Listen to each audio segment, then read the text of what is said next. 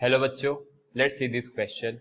Question says a unit radial vector r cap makes angles 30 degree relative to x-axis, 60 degree relative to y-axis, 90 degree relative to z-axis. The vector r cap can be written as. तो vector r cap किस तरह से लिखा जा सकता है? यहां पर key point is key point vector components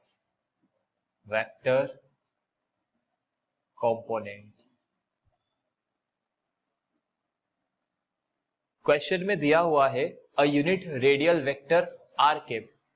unit vector R cap angle बनाता है। लेट्स से ये आपका छोटा सा वेक्टर यूनिट वेक्टर है आर कैप और यह वेक्टर एक्स एक्सिस से 30 डिग्री एंगल बनाता है, वाई एक्सिस से 60 डिग्री का एंगल बनाता है और जेड एक्सिस से 90 डिग्री का एंगल बनाता है। अगर यह यूनिट वेक्टर आर कैप है तो यह ब्लू वाला वेक्टर आर है। आर वेक्टर के कंपोनेंट्स एक्स एक्सिस के अलोंग, वाई एक्सिस के अलोंग और जेड एक्सिस के अलोंग लेने पर आर वेक्टर का X component is magnitude of R cos 30 I cap. R vector का y component magnitude of R cos 60 j cap. R vector का z component magnitude of R cos 90 k cap. cos 90 zero होता है इसलिए are Z हो गया zero.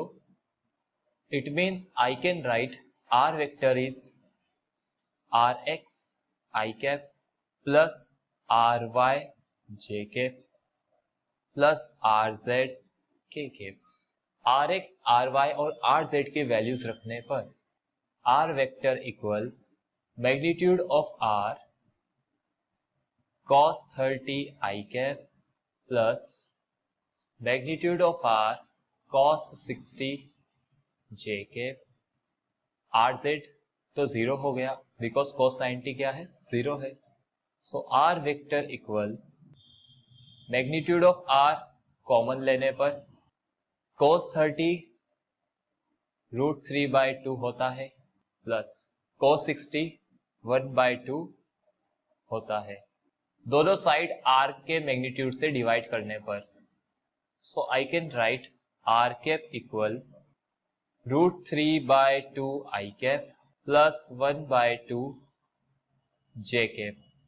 This is your answer. Options में option number second is your correct answer. Answer option second. I hope you understood the solution very well. Best of luck. Thank you.